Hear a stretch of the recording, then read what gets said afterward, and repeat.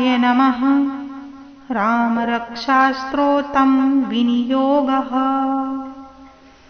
अस्य श्रीरामरक्षास्तोत्रमन्त्रस्य बुधकौशिक ऋषिः श्रीसीतारामचन्द्रो देवता अनुष्टुप् छन्दः सीताशक्तिः श्रीमान् हनुमान् कीलकम् श्रीरामचन्द्रप्रीत्यर्थे रामरक्षास्तोत्रं जपे विनियोगः। ध्यानम् ध्यायेदामजानबाहुं धृतशरधनुषं बद्धपद्मासनस्थं पीतं वासोवसानं नवकमलदल अस्पर्धिनेत्रं प्रसन्नम् वामाङ्करूढं सीतामुखकमलमिल्ललोचनं नीरदाभं नानालङ्कारदीप्तं दधमुरुजटामण्डलं रामचन्द्रम्। अस्तोत्रं चरितं रघुनाथस्य शतकोटिप्रविस्तरम् एकैकमक्षरं पुंसां महापातकनाशकम् ध्यात्वा नीलोत्पलश्यामं रामं राजीवलोचनं जानकीलक्ष्मणोपेतं जटामुकुटमण्डितं सासितूढधनुषबाणपाणिं नक्तचरान्तकं स्वलीलया जगत्त्रातुम् आविर्भूतमजं विभुम्। रामरक्षां पठेत् प्राज्ञः पापग्निं सर्वकामदां शिरो मे राघवः पातु भालं दशरथात्मजः। कौसल्येयो दृशो पातु विश्वामित्रप्रियः श्रुति घ्राणं पातु मखत्राता मुखं सौमित्रिवत्सलः। जिह्वां विद्यानिधिः पातु कण्ठं भरतवन्दितः अस्कन्धो दिव्यायुधः पातु भुजो भग्नेशकार्मुकः। दिव्यायुधः करो सीतापतिः पातु हृदयं जाम्दग्न्यजित् मध्यं पातु खरध्वंसी नाभिं जम्बवदाश्रयः। सुग्रीवे सह कटी पातु शक्तिनी हनुमत्प्रभुः उरुरघुत्तमः पातु रक्षः कुलविनाशकृत्। जानुनी सेतुकृत् पातु जङ्घे दशमुखान्तकः पादो विभीषण श्रीदः पातु रामो अखिलं वपुः। एतां रामबलोपेतां रक्षां यः सुकृती पठेत् सचिरायुः सुखी पुत्री विजयी विनयी भवेत्। पाताल भूतल व्योमचारिणश्च पद्मचारिणः न द्रष्टुमपि शक्तास्ते रक्षितं रामनामभिः। रामेति रामभद्रेति रामचन्द्रेति वा अस्मरन् नरो न लिप्यते पापैर्भुक्तिं मुक्तिं च विन्दति। जगज्जयत्रैकमन्त्रेण नाम्नाभिरक्षितं यः कण्ठे धारयेत् तस्य करस्थाः सर्वसिद्धयः।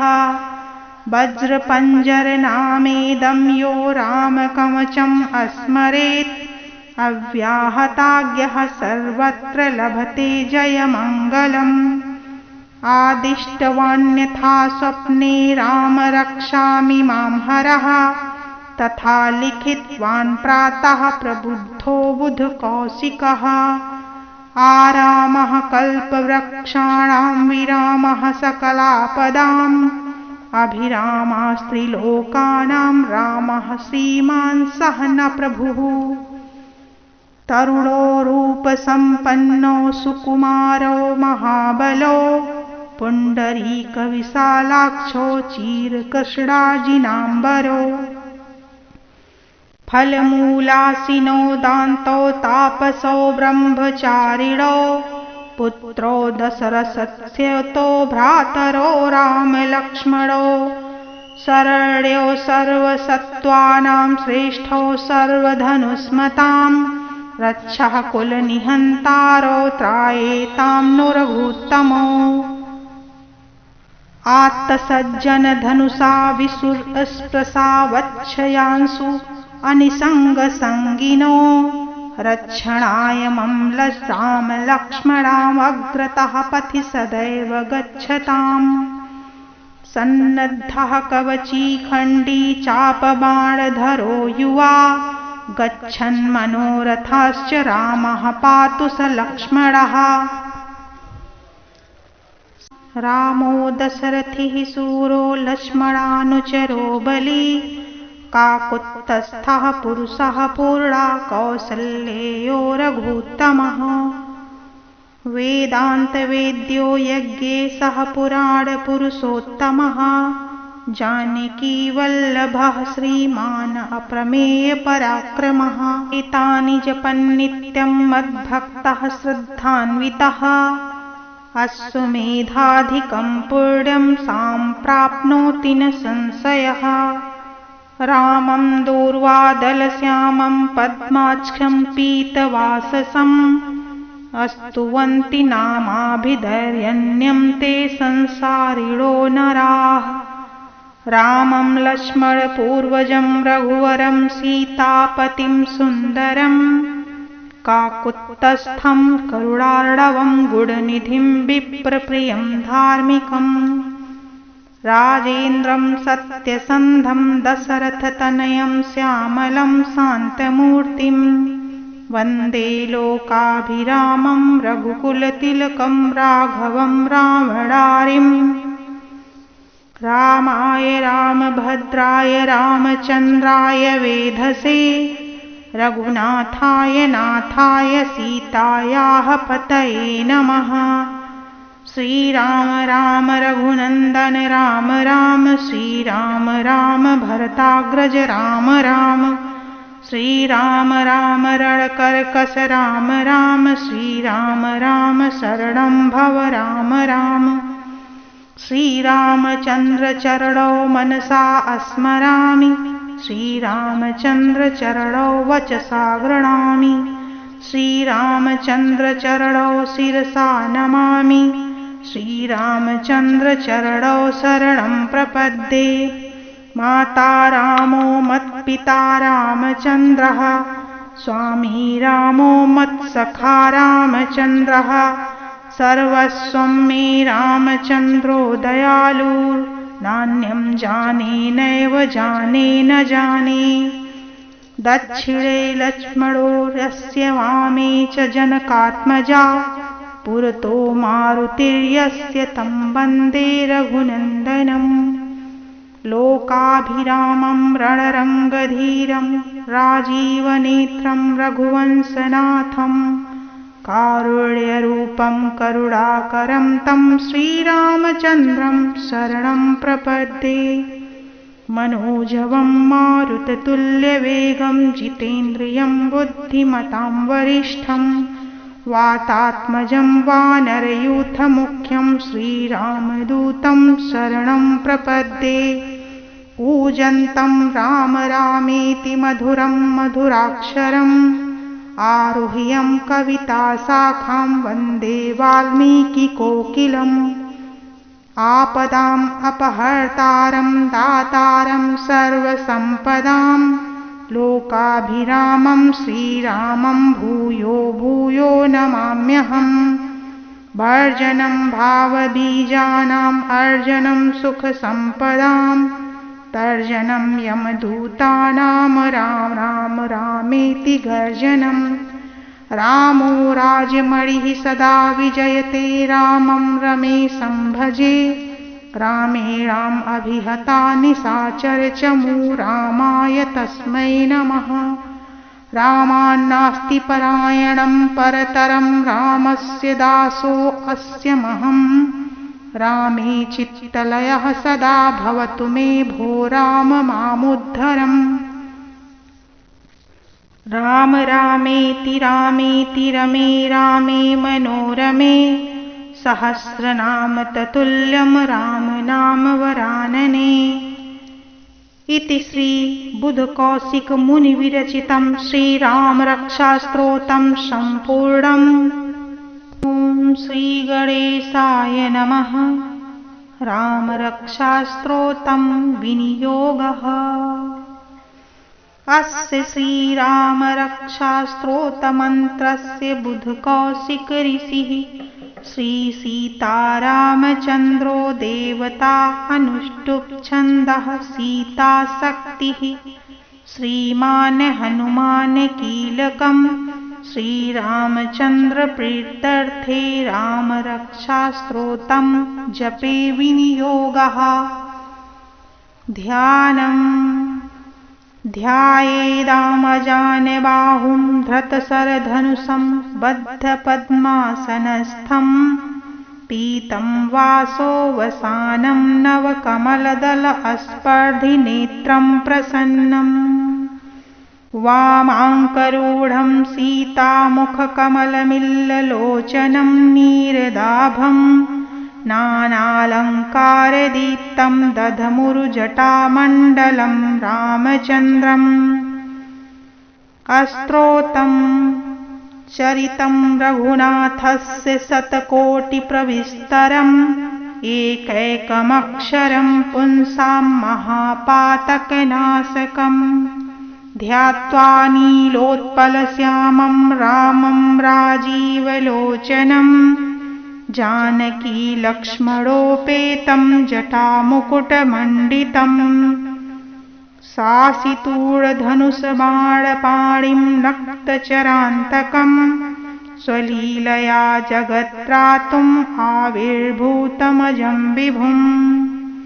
रामरक्षां पठेत् प्राज्ञः पापग्निं सर्वकामदाम् शिरो मे राघवः पातु भालं दशरथात्मजः।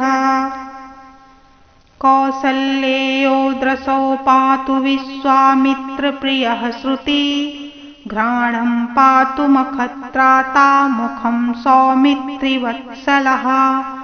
जिह्वां विद्यानिधिः पातु कण्ठं भरतवन्दितः अस्कन्धो दिव्यायुधः पातु भुजो भग्नेशकार्मुकः। दिव्यायुधः करो सीतापतिः पातु हृदयं जाम्दग्न्यजित् मध्यं पातु खरध्वंसी नाभिं जम्बवदाश्रयः। सुग्रीवे सह कटी पातु सक्थिनी हनुमत्प्रभुः उरुरघुत्तमः पातु रक्षः कुलविनाशकृत्। जानुनी सेतुकृत् पातु जङ्घे दशमुखान्तकः पादो विभीषण श्रीदः पातु रामो अखिलं वपुः। एतां रामबलोपेतां रक्षां यः सुकृती पठेत् सचिरायुः सुखी पुत्री विजयी विनयी भवेत्। पाताल भूतल व्योमचारिणश्च पद्मचारिणः न द्रष्टुमपि शक्तास्ते रक्षितं रामनामभिः। रामेति रामभद्रेति रामचन्द्रेति वा अस्मरन् नरो न लिप्यते पापैर्भुक्तिं मुक्तिं च विन्दति। जगज्जयत्रैकमन्त्रेण नाम्नाभिरक्षितम् यः कण्ठे धारयेत् तस्य करस्थाः सर्वसिद्धयः। वज्रपञ्जरनामेदं यो रामकवचम् अस्मरेत् अव्याहताज्ञः सर्वत्र लभते जयमङ्गलम्। आदिष्टवान्यथा स्वप्ने राम रक्षामि मां हरः तथा लिखितवान् प्रातः प्रबुद्धो बुधकौशिकः।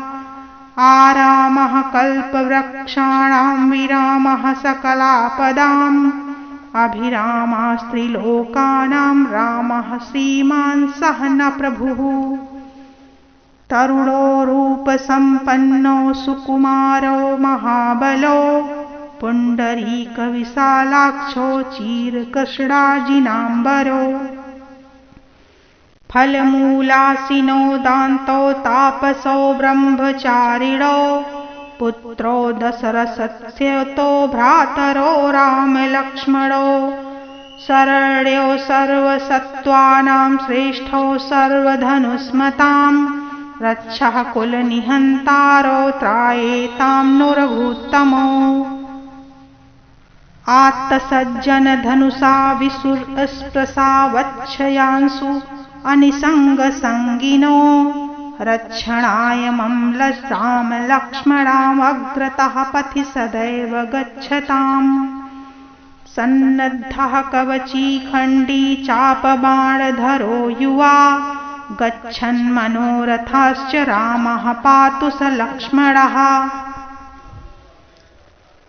रामो दशरथिः सूरो लक्ष्मणानुचरो बली काकुत्स्थः पुरुषः पूर्णा कौसल्येयो रघूत्तमः वेदान्तवेद्यो यज्ञेशः पुराणपुरुषोत्तमः जानकीवल्लभः श्रीमान् अप्रमेयपराक्रमः एतानि जपन्नित्यं मद्भक्तः श्रद्धान्वितः अश्वमेधाधिकं पुण्यं सम्प्राप्नोति न संशयः रामं दूर्वादलश्यामं पद्माक्षं पीतवाससम् अस्तुवन्ति नामाभिधैर्यण्यं ते संसारिणो नराः रामं लक्ष्मणपूर्वजं रघुवरं सीतापतिं सुन्दरं काकुत्स्थं करुणार्णवं गुणनिधिं विप्रप्रियं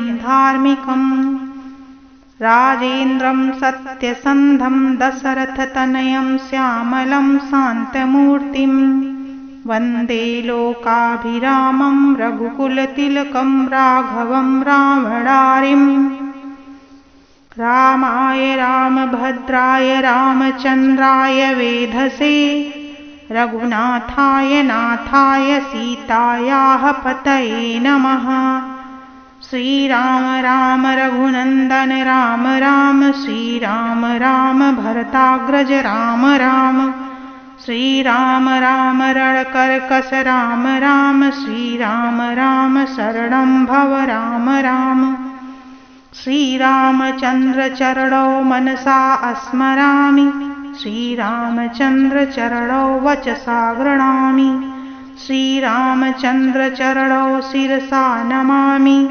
श्रीरामचन्द्रचरणौ शरणं प्रपद्ये माता रामो मत्पिता रामचन्द्रः स्वामी रामो मत्सखा रामचन्द्रः सर्वस्वं मे रामचन्द्रो दयालुर्नान्यं जाने नैव जाने न जाने दक्षिणे लक्ष्मणो यस्य वामे च जनकात्मजा पुरतो मारुतिर्यस्य तं वन्दे रघुनन्दनम् लोकाभिरामं रणरङ्गधीरं राजीवनेत्रं रघुवंशनाथं कारुण्यरूपं करुणाकरं तं श्रीरामचन्द्रं शरणं प्रपद्ये मनोजवं मारुततुल्यवेगं जितेन्द्रियं बुद्धिमतां वरिष्ठं वातात्मजं वानरयूथमुख्यं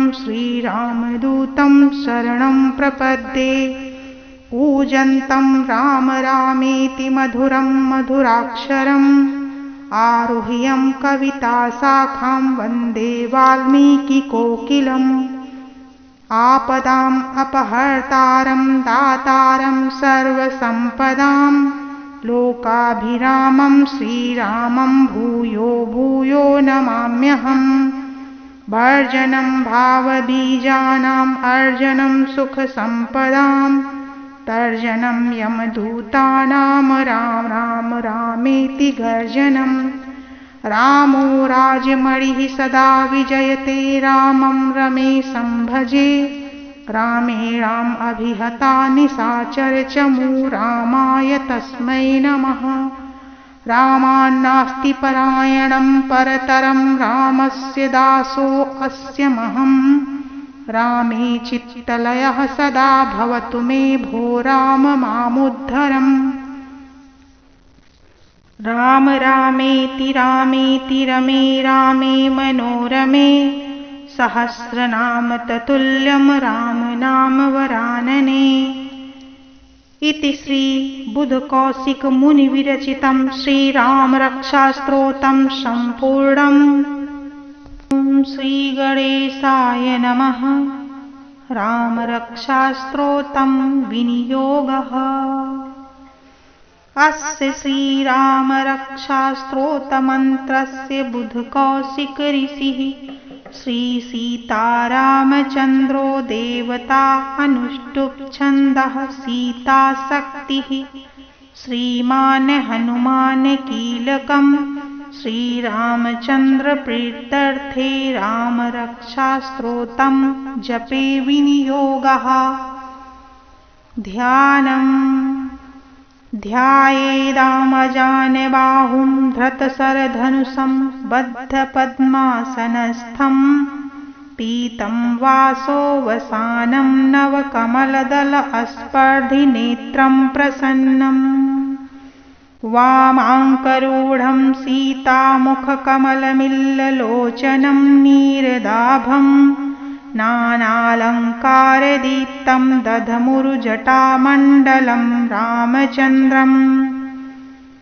अस्तोत्रं चरितं रघुनाथस्य शतकोटिप्रविस्तरम् एकैकमक्षरं पुंसां महापातकनाशकम् ध्यात्वा नीलोत्पलश्यामं रामं राजीवलोचनम् जानकीलक्ष्मणोपेतं जटामुकुटमण्डितम् सासितूढधनुषबाणपाणिं नक्तचरान्तकम् स्वलीलया जगत्त्रातुम् आविर्भूतमजं विभुम्। रामरक्षां पठेत् प्राज्ञः पापग्निं सर्वकामदाम् शिरो मे राघवः पातु भालं दशरथात्मजः। कौसल्येयो दृशो पातु विश्वामित्रप्रियः श्रुति घ्राणं पातु मखत्राता मुखं सौमित्रिवत्सलः। जिह्वां विद्यानिधिः पातु कण्ठं भरतवन्दितः अस्कन्धो दिव्यायुधः पातु भुजो भग्नेशकार्मुकः।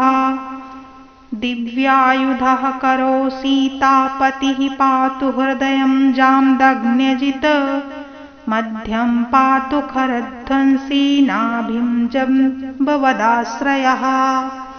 सुग्रीवे सह कटी पातु शक्तिनी हनुमत्प्रभुः उरुरघुत्तमः पातु रक्षः कुलविनाशकृत्। जानुनी सेतुकृत् पातु जङ्घे दशमुखान्तकः पादौ विभीषणश्रीदः पातु रामो अखिलं वपुः। एतां रामबलोपेतां रक्षां यः सुकृती पठेत् सचिरायुः सुखी पुत्री विजयी विनयी भवेत्।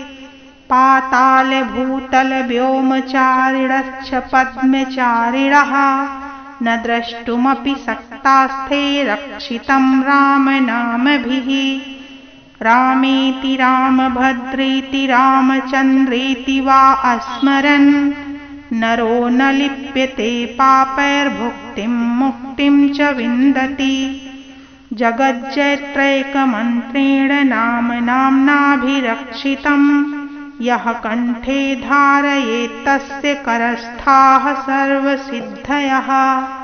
वज्रपञ्जरनामेदं यो रामकवचम् अस्मरेत् अव्याहताज्ञः सर्वत्र लभते जयमङ्गलम्। आदिष्टवान्यथा स्वप्ने राम रक्षामि मां हरः तथा लिखितवान् प्रातः प्रबुद्धो बुधकौशिकः। आरामः कल्पवृक्षाणां विरामः सकलापदाम् अभिरामास्त्रिलोकानां रामः श्रीमान् सहन प्रभुः। तरुणो रूपसम्पन्नो सुकुमारो महाबलो पुण्डरीकविशालाक्षो चिरकृष्णाजिनाम्बरो फलमूलासीनो दान्तो तापसो ब्रह्मचारिणो पुत्रो दशरथस्यतो भ्रातरो रामलक्ष्मणो शरण्यो सर्वसत्त्वानां श्रेष्ठो सर्वधनुष्मतां रक्षः कुलनिहन्तारो त्रायेतां नो रघुत्तमो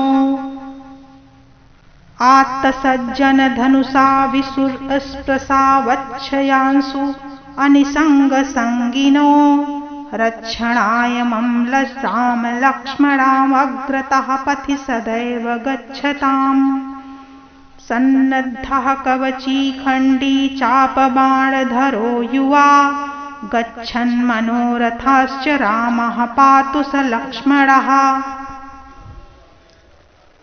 रामो दशरथिः सूरो लक्ष्मणानुचरो बली काकुत्स्थः पुरुषः पूर्णा कौसल्येयो रघुत्तमः वेदान्तवेद्यो यज्ञेशः पुराणपुरुषोत्तमः जानकीवल्लभः श्रीमान् अप्रमेयपराक्रमः एतानि जपन्नित्यं मद्भक्तः श्रद्धान्वितः अश्वमेधाधिकं पुण्यं सम्प्राप्नोति न संशयः रामं दूर्वादलश्यामं पद्माक्षं पीतवाससम् अस्तुवन्ति नामाभिधैर्यण्यं ते संसारिणो नराः रामं लक्ष्मणपूर्वजं रघुवरं सीतापतिं सुन्दरं काकुत्स्थं करुणार्णवं गुणनिधिं विप्रप्रियं धार्मिकम् राजेन्द्रं सत्यसन्धं दशरथतनयं श्यामलं शान्तमूर्तिं वन्दे लोकाभिरामं रघुकुलतिलकं राघवं रावणारिम् रामाय रामभद्राय रामचन्द्राय वेधसे रघुनाथाय नाथाय सीतायाः पतये नमः श्रीराम राम रघुनन्दन राम राम श्रीराम राम भरताग्रज राम राम श्रीराम राम रणकर्कश राम राम श्रीराम राम शरणं भव राम राम श्रीरामचन्द्रचरणौ मनसा स्मरामि श्रीरामचन्द्रचरणौ वचसा गृह्णामि श्रीरामचन्द्रचरणौ शिरसा नमामि श्रीरामचन्द्रचरणौ शरणं प्रपद्ये माता रामो मत्पिता रामचन्द्रः स्वामी रामो मत्सखा रामचन्द्रः सर्वस्वं मे रामचन्द्रो दयालुर्नान्यं जाने नैव जाने न जाने दक्षिणे लक्ष्मणो यस्य वामे च जनकात्मजा पुरतो मारुतिर्यस्य तं वन्दे रघुनन्दनम् लोकाभिरामं रणरङ्गधीरं राजीवनेत्रं रघुवंशनाथं कारुण्यरूपं करुणाकरं तं श्रीरामचन्द्रं शरणं प्रपद्ये मनोजवं मारुततुल्यवेगं जितेन्द्रियं बुद्धिमतां वरिष्ठं वातात्मजं वानरयूथमुख्यं